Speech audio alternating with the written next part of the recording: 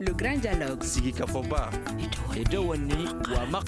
Le Grand Dialogue, l'émission de débat du studio Tamani sur votre radio. Le Grand Dialogue. Mesdames et messieurs, bonsoir. Le thème du Grand Dialogue de ce soir, Centre du Mali, quelle est la pertinence de la nomination d'un haut représentant du Centre au Mali? C'est le thème du Grand Dialogue et pour en discuter, nous avons trois invités. Dr Ali Tunkara, sociologue, Ibrahim Maïga de l'Institut d'études de sécurité de Bamako et Brahima Mamadou Kone, politologue. Je suis Mohamedou Touré, bonsoir et bienvenue à tous. Le Grand Dialogue. Alors, Ibrahim Maïga, aujourd'hui, on parle de la nomination d'un haut représentant du chef de l'État au centre du Mali, en la personne de Djangounda Traoré. Quelle est la pertinence de cette nomination, selon vous? Peut-être juste avant de répondre à la question, il faut situer les choses dans leur contexte. Cette nomination intervient à peu près 3 ans après le début de la crise dans le centre du Mali, si on estime la dater à 2015, même si les signes précurseurs remontent à bien plus loin dans le temps. Et donc, elle intervient à un moment où il y a quand même une grogne vis-à-vis du chef de l'État, vis-à-vis du gouvernement. Cette grogne portait essentiellement sur le fait que la crise dans le centre du Mali n'était pas suffisamment prise au sérieux par les autorités maliennes et qu'elles étaient focalisées davantage sur le nord, qui, quand on regarde les statistiques, avait un niveau de violence moins élevé que le centre du Mali. Il y a d'autres explications à cela, mais globalement, on trouvait qu'il n'y avait pas suffisamment de prise en compte ou de gestion sérieuse de la crise dans le centre du Mali. Donc c'est d'abord une réponse politique à cette grogne, à cette récrimination d'une partie de la population, d'une partie des représentants aussi, ou des associations de représentants des ressortissants du centre du Mali, donc des régions de Mopti et de Ségou.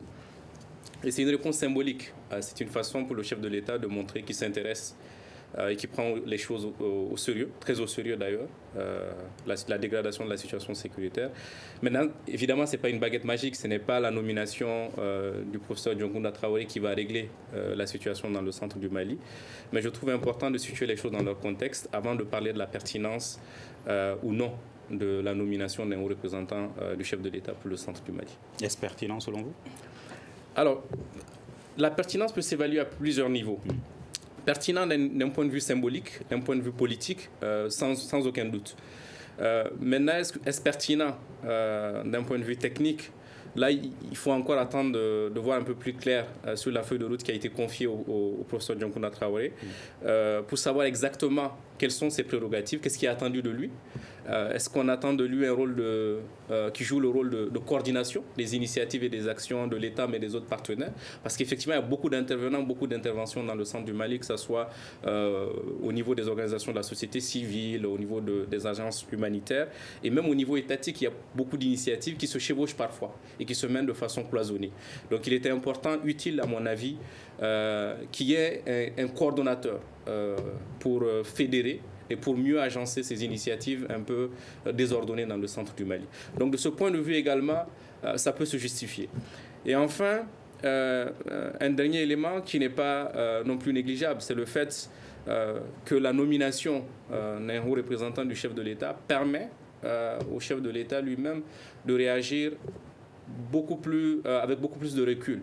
Le haut représentant sera éventuellement amené à réagir à chaud, à trancher dans le vif. Le chef de l'État, lui, aura le luxe, si on peut le qualifier comme tel, de prendre un peu plus de distance, un peu plus de recul vis-à-vis de la situation et d'avoir un peu plus de hauteur par rapport aux acteurs et par rapport aux enjeux. D'accord. Brahima Mamadou Kone, est-ce que vous pensez que cette nomination du professeur Djangounda Traoré va servir à quelque chose? Bon, pour moi, en fait, cette nomination intervient dans un contexte de crispation du climat social et politique à Bamako, parce que vous savez que tant que Bamako est stable, ça peut aller dans les autres régions. Mais tant que Bamako est dans l'instabilité, ça a des répercussions aussi sur les autres régions. Et nous avons participé à la signature d'un accord politique Ça veut dire qu'aujourd'hui, il doit y avoir une vision commune, une convergence des forces politiques par rapport à la question de la crise du centre. Mais de prime abord, je pense que c'est une réponse, cette nomination du professeur Dioncounda, c'est une réponse institutionnelle et politique par rapport à la gestion de la crise. Mais la thèse qui peut être plausible, moi je vois derrière cette nomination du professeur Dioncounda peut-être un début de négociations avec les groupes djihadistes et aussi un début de négociations et de désarmement des milices qui opèrent dans la zone. Et aussi, comme M. Maïga l'a dit, en fait, il y a des acteurs aujourd'hui, il y a des partenaires qui sont disparates.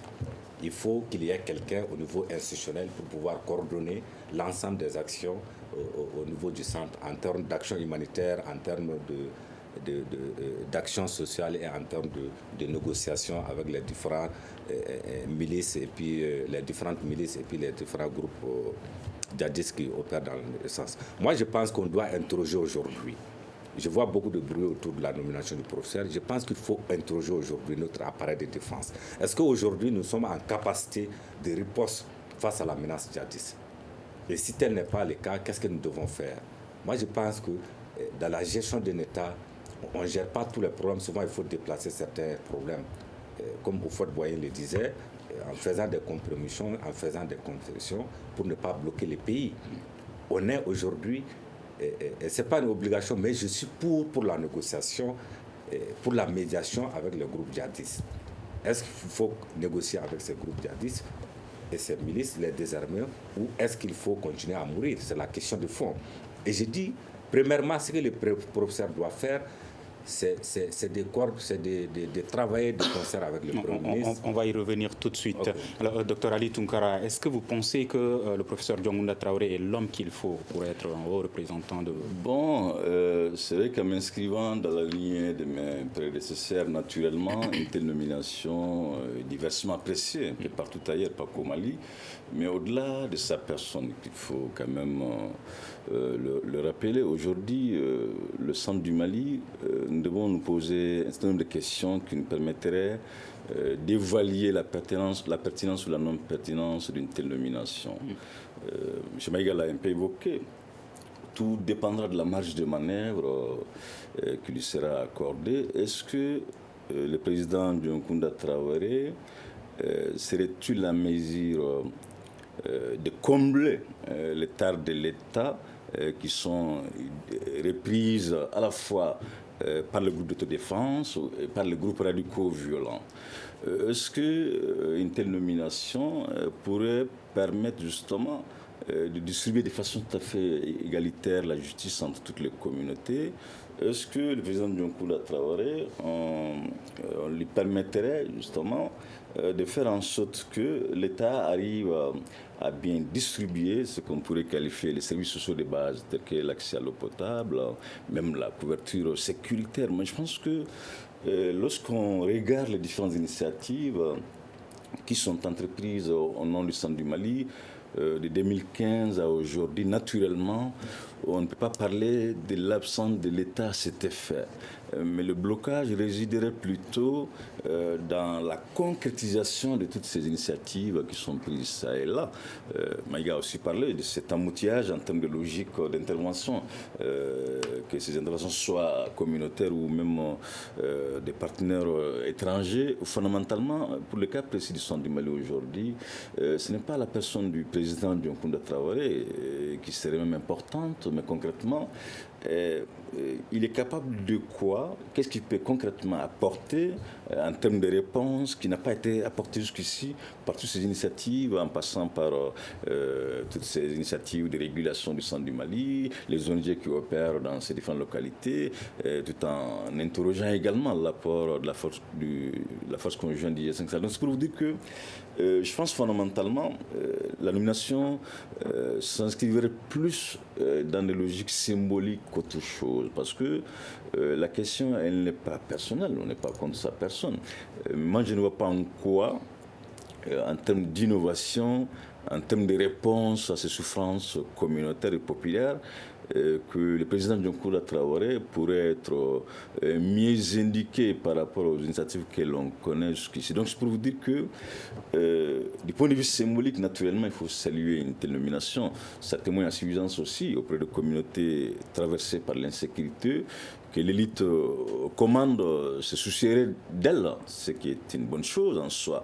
Mais dans le même temps, ça pourrait aussi quand même donner cette impression à l'étranger que la question du centre est au cœur des préoccupations des gouvernants. Donc je pense que du point de vue symbolique, la nomination est à saluer, mais en termes d'effet, en termes d'incidence, quant à un possible apaisement, dynamique conflictuelle au centre, j'ai de forts doutes, lesquels doutes pourraient même carrément dépasser les cadres doutes pour même parler de certitude en fait. Voilà. D'accord. On va écouter une partie de la population, quelques habitants de la région de Mopti qui réagissent par rapport à cette nomination du professeur Dioncounda Traoré. Aujourd'hui, le problème du centre, à mon avis, c'est Dioncounda même, parce que c'est lui qui a fait venir la France, les municipaux. Maintenant, leur sécurisation, ça n'a rien servi. Moi, je suis très contente que Dioncounda soit choisi parmi ces gens.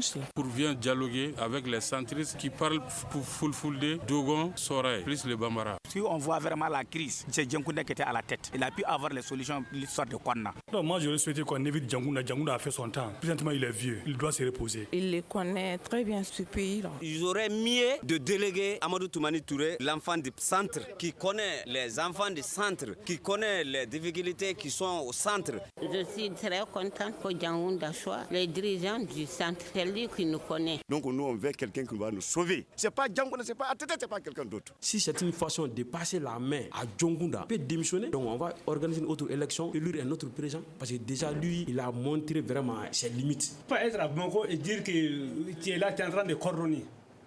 D'accord. Vous venez d'entendre une partie des réactions des populations de Mopti. Est-ce que vous pensez que leurs préoccupations, notamment ceux qui pensent que Dioncounda n'est pas la personne indiquée, sont justifiées? Alors, ce que je comprends, ce que je déduis un peu de ce micro-trottoir, c'est que on attribue à Dioncounda en réalité les défauts de ses qualités. Et je m'explique. Dioncounda Traoré est un ancien président de la République. C'est aussi un ancien président de l'Assemblée nationale, plusieurs fois ministre de la Défense, etc. Et donc, de par ses postes et des responsabilités qu'il a eu à occuper, il a une connaissance des hommes, il a une connaissance des enjeux. Je pense que ça a été rappelé par un interlocuteur. Maintenant, les autres disent effectivement qu'il est aussi à l'origine du problème, de la crise dans le centre. Et ça, il faut le comprendre un peu par le fait que la situation dans le centre aujourd'hui est en réalité la face visible de quelque chose qui se tramait depuis plusieurs années, voire depuis plusieurs décennies. On a aujourd'hui, quand vous interrogez les origines de la crise, vous ne pouvez pas ignorer l'impact des politiques successives de ces dernières décennies. Les politiques, que ce soit en termes d'action ou d'inaction, en termes d'action ou d'inaction dans cette partie du Mali. Et donc, en tant que responsable politique, en tant qu'homme d'État qui a occupé ces fonctions, il est aussi comptable de la situation dans le centre du Mali. C'est pour cela que je disais qu'il a un peu les défauts de ses qualités. Parce qu'aujourd'hui, quand vous regardez de près la situation dans le centre du pays, je parle de façon vraiment profonde et pas de façon superficielle, vous constaterez en fait que ce qui est mis en cause aujourd'hui, c'est le modèle sociopolitique, en réalité, le modèle de gouvernance de cette partie du Mali, mais également du Mali de façon générale. Et donc, en tant qu'acteur politique majeur de ces 30 dernières années, on peut également s'interroger sur la capacité de Dioncounda Traoré à transcender un peu ou à aller au-delà de cette conception de la gouvernance, de cette conception du pouvoir pour proposer un modèle alternatif, une gestion alternative aux populations. D'accord. Mais j'aimerais juste revenir sur des éléments qu'ont apporté les collègues en parlant de la nomination en elle-même du professeur Dioncounda Traoré. Je pense qu'il faut constater aussi que jusqu'à récemment, la question du centre est de mon point de vue, gérée de façon prépondérante par des sécurocrates, on va dire ça comme ça, pour être gentil. Des gens avec soit un passé militaire ou même des militaires, tout simplement. Que ce soit la gestion militaire ou sécuritaire à proprement parler, ou même la gestion tout court de la région. L'ancien gouverneur, Sidi Alassane Touré, était militaire. Le nouveau gouverneur est général aussi, Abdoulaye Cissé. Et donc, cela fait qu'on a, de mon point de vue, une façon déséquilibrée de voir les choses. Et donc, la nomination d'un civil vient un petit peu compenser la façon dont on gère la question ou les difficultés dans le sens. Ça permet de rééquilibrer un petit peu cette gestion qui est un peu trop militaire. Alors, Brahima Mamadou Koné, est-ce que vous vous interrogez sur la capacité du professeur Diongounda Traoré à faire face à la situation? Bon, en réalité, premièrement, c'est que Diongounda est un ancien de carrière, ce qui est extrêmement important. Et deuxièmement, il a été ministre des Affaires étrangères, ministre de la Défense sous Alpha. Ensuite, président de la République, président de l'Assemblée nationale et président de la République, comme M. Maïga l'a dit. Je pense qu'il a l'expérience nécessaire aujourd'hui pour pouvoir relever les défis qui sont liés à ces postes, malgré que je ne suis pas proche pour du dossier, pour savoir quelle est la feuille de route. Mais je comprends aussi la déception de certains de nos compatriotes, parce que quand vous prenez le problème du Nord, la crise du Nord, elle est d'abord économique et sociale. Il y a un vrai problème de redistribution. Au niveau du centre, je veux dire. Il y a un réel problème de redistribution de la justice sociale et aussi des aspects économiques. Parce que quand vous prenez le Mali, on a souvent l'impression que la plupart des ressources publiques sont maintenues dans les mains d'une minorité qui décide de la redistribution aux différentes échelles d'économie avec une majorité. Ce faisant, la majorité est maintenue dans des conditions de précarité. Et comme le disait Kizerbo, vous savez, la pauvreté est un manque de choix. Et la pauvreté est à la base généralement de l'ensemble de plusieurs tensions sociales au sein de nos États africains. Mais au-delà de tout cela, la question de l'intervention française, nous étions tous là.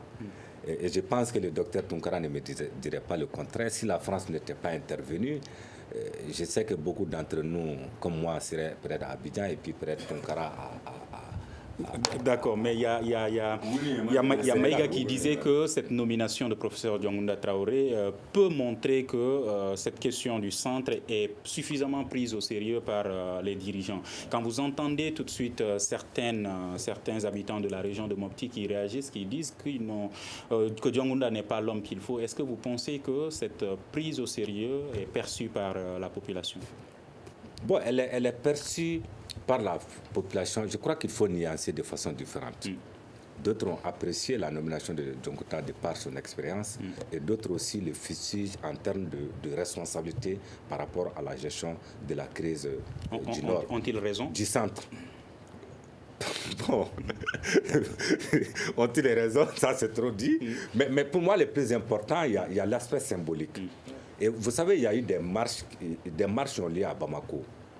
Et je pense que la désobéissance civile, si vous permettez, avait atteint son paroxysme. Il fallait avoir une réponse institutionnelle et une réponse politique. Et je pense que le président de la République a pris à bras le corps la question du centre, parce qu'il y a eu des marches pour dénoncer les massacres qui sont les massacres au niveau du centre. Et je pense que si on n'avait pas eu de réponse, le Mali était à la finalité de toutes les hypothèses.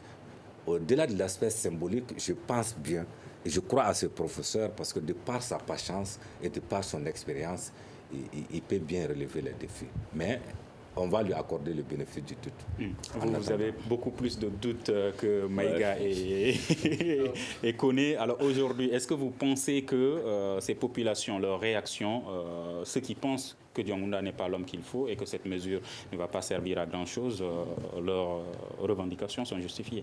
Je crois qu'il est aux hypothèses, naturellement. C'est vrai que pour l'instant, déjà, on méconnaît le contenu de la feuille de route cette feuille de route qui lui sera confiée. Dans le même temps, surtout, au-delà même de l'institutionnel, la feuille de route, vraiment la marge de manœuvre effective, je ne parle pas d'une marge de manœuvre à la malienne, écrite, bien ficelée, peaufinée, là, par toutes les littératures qui vont avec. Mais je pense que fondamentalement, quand on écoute ces différentes interviews majoritairement, les inquiétudes naissent.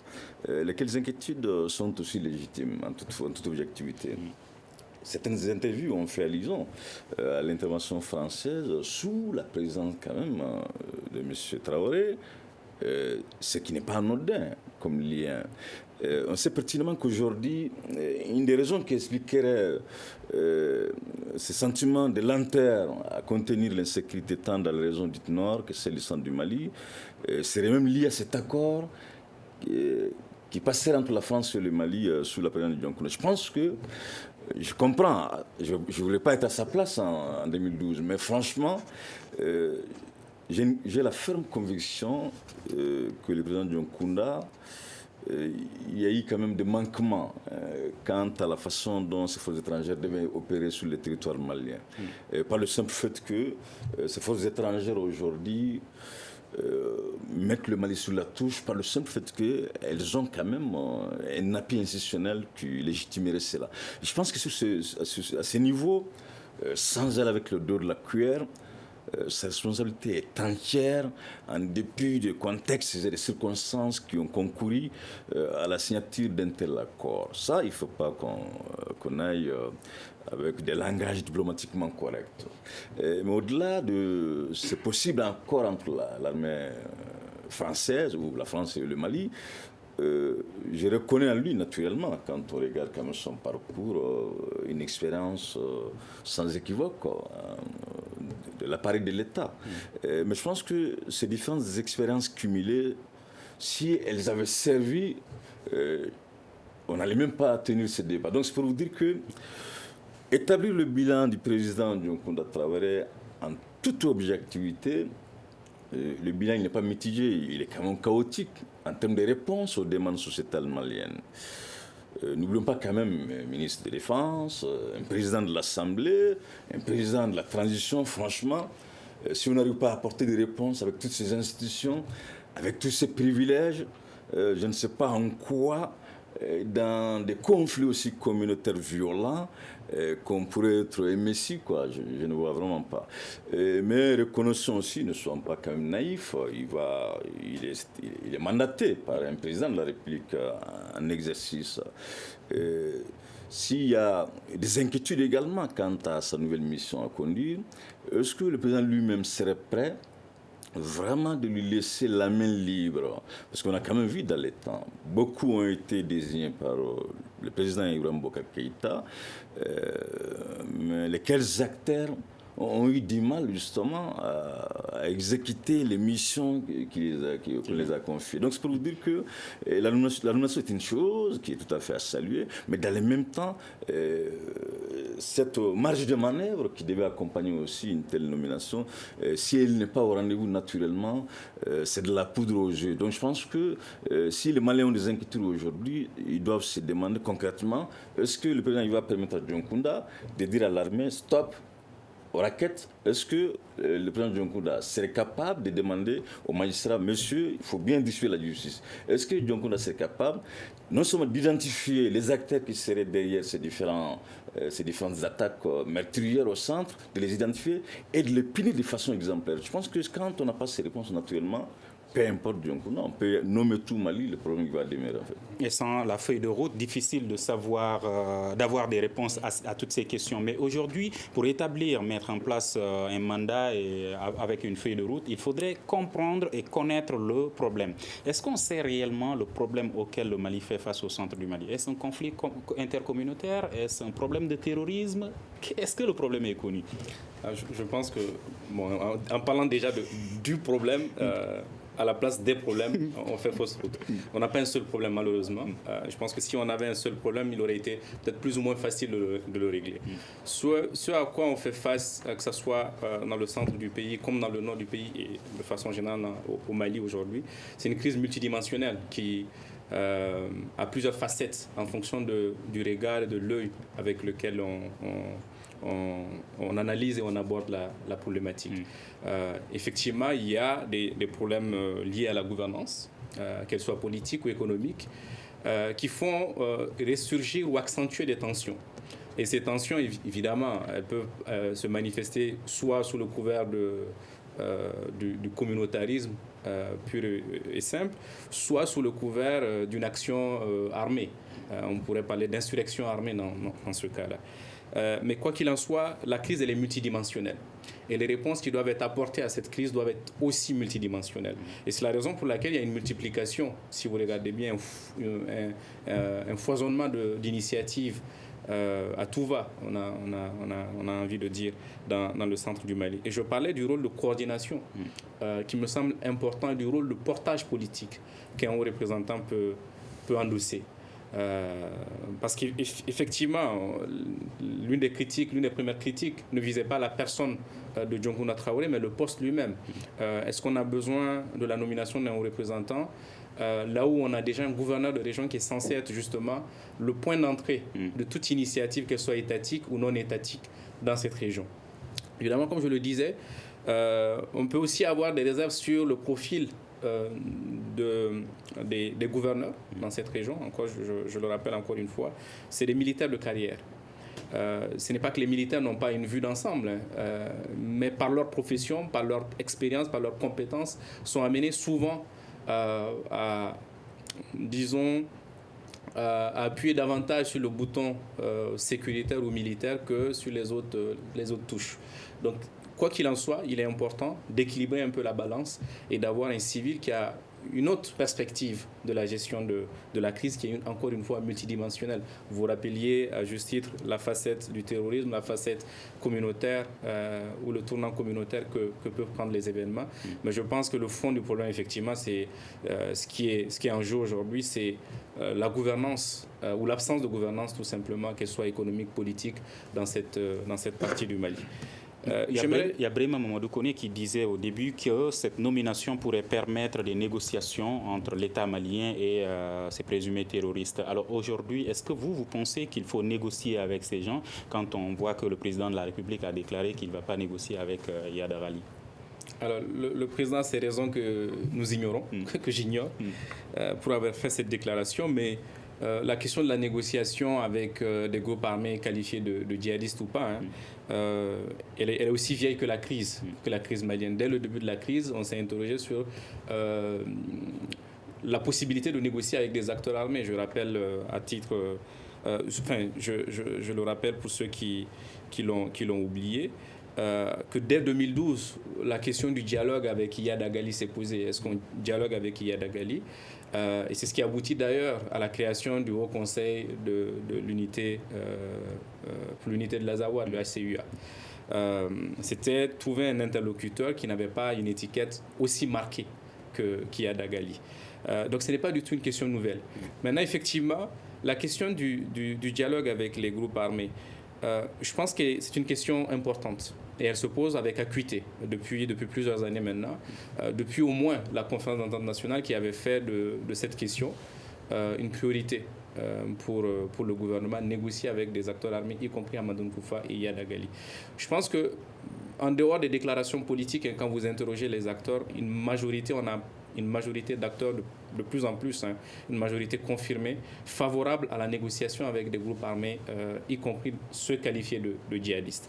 La question qui se pose est, quelle est la méthode? Comment on doit négocier avec ces groupes armés qualifiés de djihadistes sans, bien entendu, nous mettre à dos les partenaires étrangers qui sont là depuis plusieurs années et qui ont perdu pour certains, une vingtaine, une trentaine ou plus de leurs soldats sur le territoire national. Donc la question de la méthode, je pense que c'est là où le bas blesse et c'est là où c'est ce qui cristallise tout le débat et toute l'attention aujourd'hui. Je pense qu'on a presque dépassé la question de ce qu'il faut dialoguer publiquement ou en privé. Je crois qu'il y a des négociations qui vont probablement ou si elles ne sont pas en cours, se mettre en place avec ces acteurs. Et l'idée, en bout de ligne, il faut le rappeler, ce n'est pas nécessairement de négocier directement avec Iyad Agali, mais il y a beaucoup d'individus qui se retrouvent dans ces groupes qualifiés de djihadistes qui n'y sont pas par fanatisme ou par idéologie, qui y sont par simple circonstance, on a envie de dire. Qu'est-ce qu'on fait, qu'est-ce qu'on met en place pour récupérer ces éléments, pour aussi assécher ces groupes de leur matière première, la matière première étant les hommes et les femmes en bonne santé qui forment le gros des rangs de ces groupes qualifiés de djihadistes. D'accord. Brahima Mamadou Koné, des négociations sans Iyad Agali, est-ce utile? Oui, en fait, moi, comme je l'ai dit, je suis sur la piste de la négociation. Maintenant, la question fondamentale, comment, pour désamorcer ces dynamiques conflictuelles au niveau du centre, comment identifier l'ensemble de ces groupes qui opèrent dans la zone? Ça, c'est la question fondamentale. Ça, c'est le préalable qui doit être fait avant d'entamer les négociations. Moi, j'ai toujours dit aux gens, la question du centre, comme je l'ai toujours dit, c'est une question de redistribution de la justice sociale. Vous savez, l'année passée, j'étais en évaluation à Mopti. Il y a un PL qui m'a dit, vous savez pourquoi? Je causais avec lui, il me dit, j'ai une arme. Je dis, ah bon? Il dit, pourquoi? Vous savez pourquoi j'ai pris les armes? Parce que nous sommes rackettés par les forces de l'ordre. Et on est en train de nous tuer, donc moi aussi j'ai payé une arme pour mon autodéfense.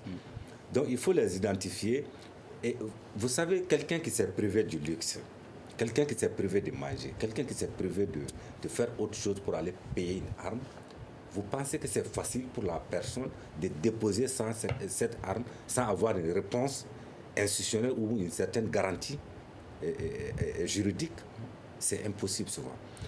Je pense que le professeur doit travailler beaucoup avec le Premier ministre et le ministre de la Justice. En faisant quoi?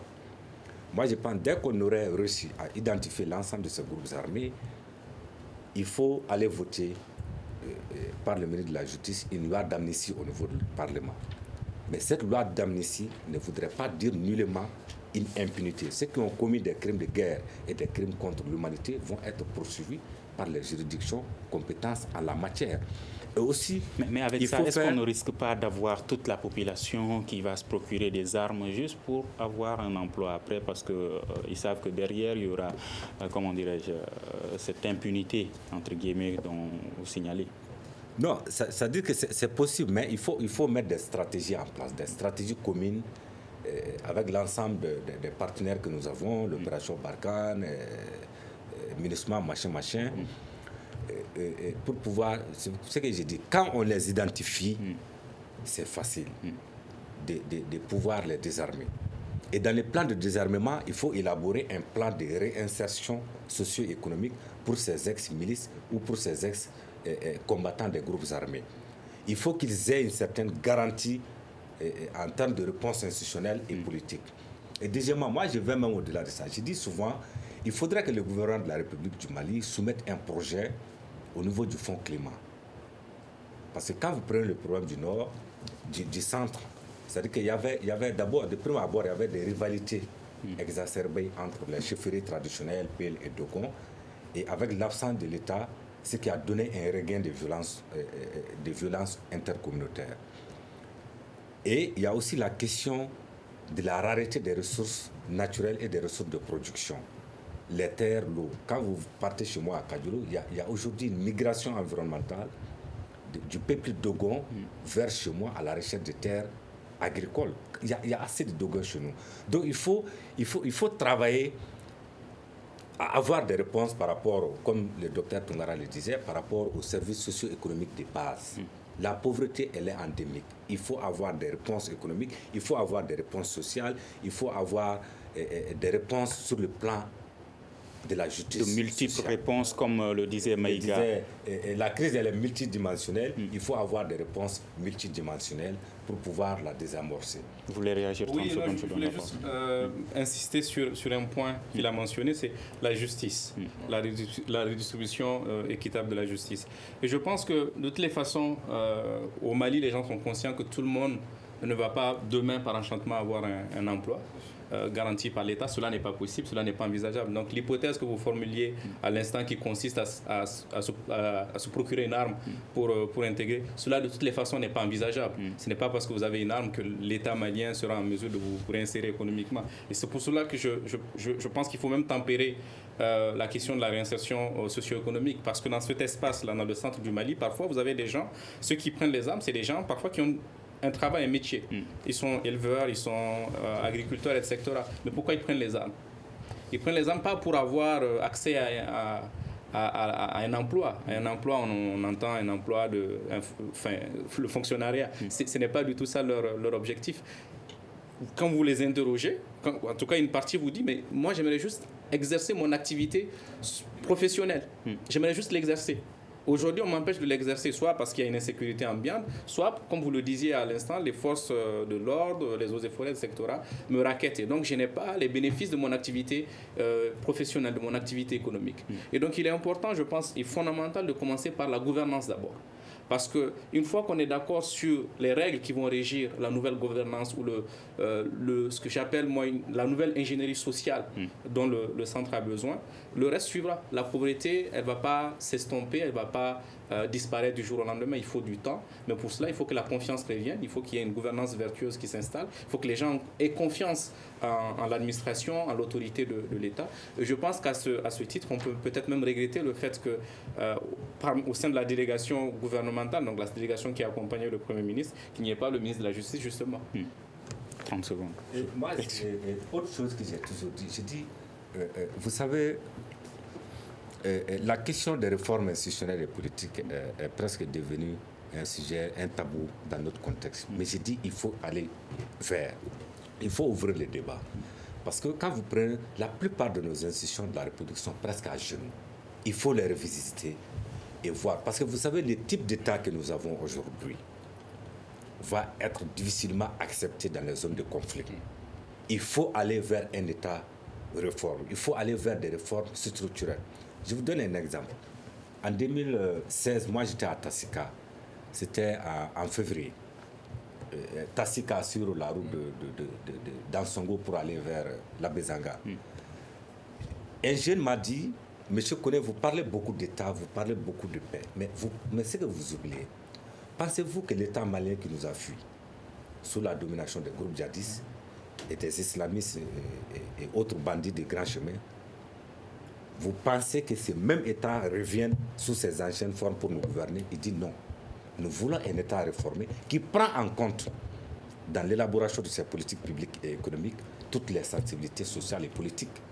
D'accord. Alors, si on devrait négocier avec des djihadistes aujourd'hui, est-ce que vous pensez que le professeur Diongounda Traoré est l'homme qu'il faut? Bon, peut-être qu'il parle arabe, bon, mais non, c'est pour caricaturer. Non, je pense que, pas forcément... De prime abord, tous ne parlent pas arabe. Oui, clairement. Pas forcément sa personne qui est intéressante pour déclencher un tel dialogue. Mais je pense qu'il peut quand même déclencher le dialogue via d'autres acteurs qui sont même invisibles, notamment les leaders religieux, qui sont très proches de certains groupes radicaux violents. Du point de vue idéologique, la proximité elle est idéologique. Voilà, je pense qu'il peut beaucoup s'appuyer sur ces groupes, sur ces acteurs religieux dans le contexte malien. Mais n'oublions pas que, c'est vrai, tout a commencé avec le référentiel musulman au centre du Mali. Mais aujourd'hui, lorsqu'on s'interroge sur les dynamiques conflictuelles, elles questionnent plus le communautaire. Elle questionne plus à l'accès aux ressources naturelles, elle questionne plus justement à la manière dont les communautés perçoivent même la question de l'utilité de l'État. Donc, Maïga faisait allusion, c'est cela en fait. Aujourd'hui, les gens vont me trouver un peu trop même pessimiste. Si vous regardez dans une rue quelconque à Bamako, l'impression que vous avez en toute objectivité, c'est l'absence de l'État en réalité. Ouais, moi, je pense que dans le contexte malien aujourd'hui, l'État n'arrive pas à jouer pleinement le rôle qui est vraiment le sien. Par le simple fait qu'il n'arrive pas à imposer son marqueur sur les citoyens. L'État malien est dans un état de déliquescence à telle enseigne que tout observateur averti, objectif, aura forcément cette impression de se retrouver dans un pays sans État. Donc de ce fait, il va de soi que dans un tel dialogue avec le groupe radicaux violents, avec les milices d'autodéfense ou les milices communautaires, que l'État arrive d'abord à asseoir les fondamentaux d'un État. Raison pour laquelle je me désolidariserai de toutes les formes de réformes institutionnelles parce que je pense qu'aujourd'hui, dans le contexte malien, les textes ne poseraient pas de soucis à mon avis, mais plutôt les hommes qui les portent en réalité. N'oublions pas que quelle que soit l'ingéniosité qui va accompagner la nouvelle constitution, ce sont les hommes quand même qui sont censés la porter. Est-ce que ce sont les textes qui vont être appliqués ou ce sont les hommes qui vont jouir de leurs prérogatives au détriment effectivement justement des intérêts dits collectifs. Donc je pense que dans le contexte malien aujourd'hui, il faut beaucoup travailler sur l'orthodoxie.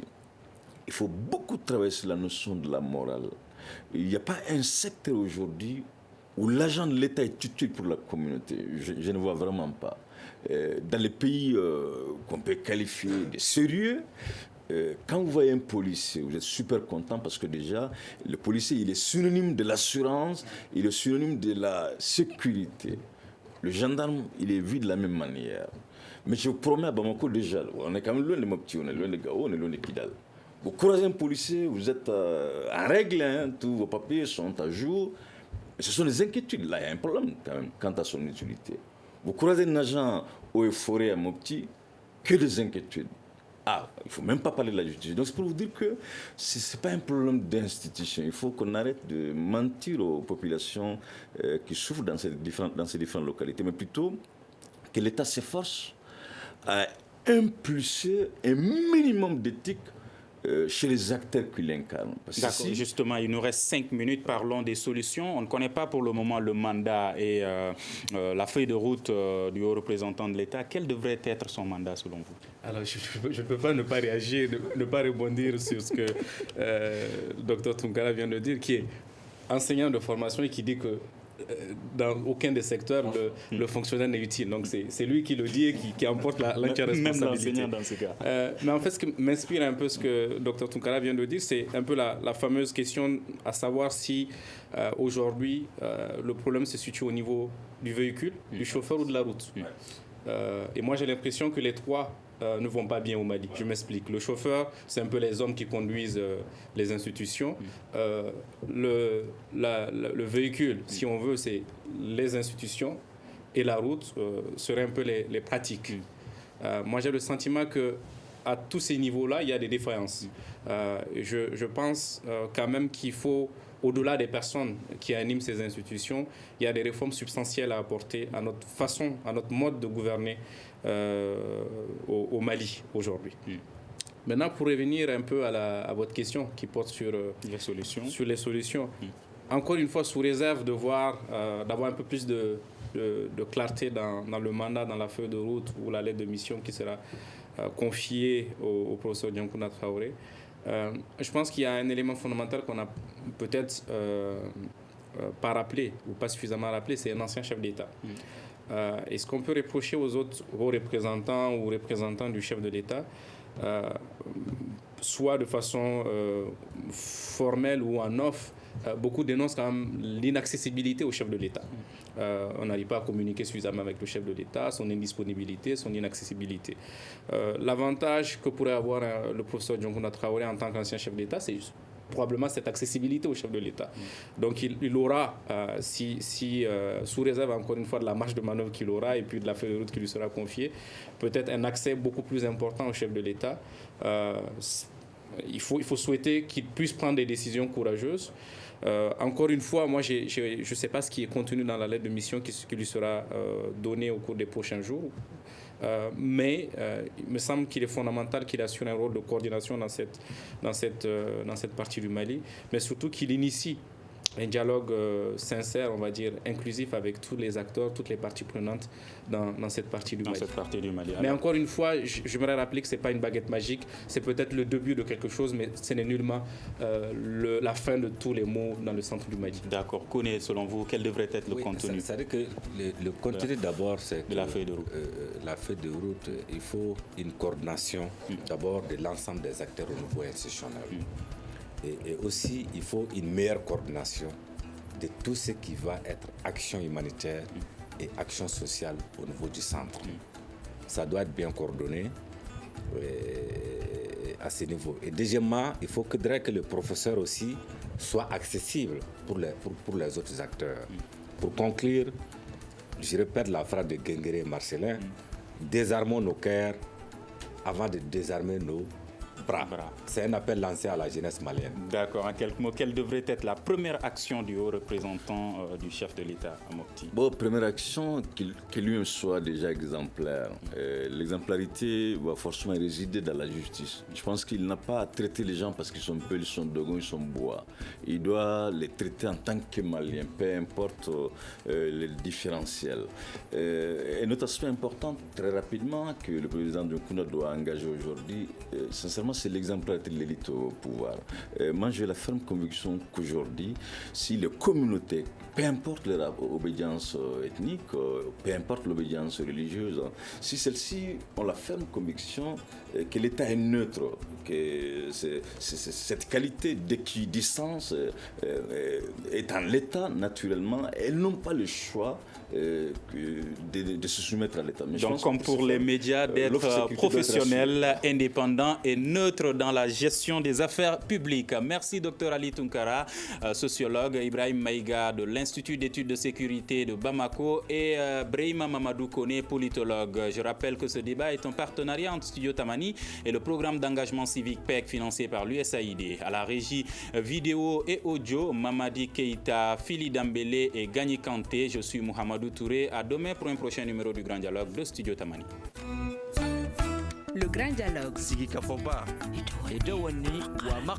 Le Grand Dialogue, l'émission des débats du Studio Tamani sur votre radio.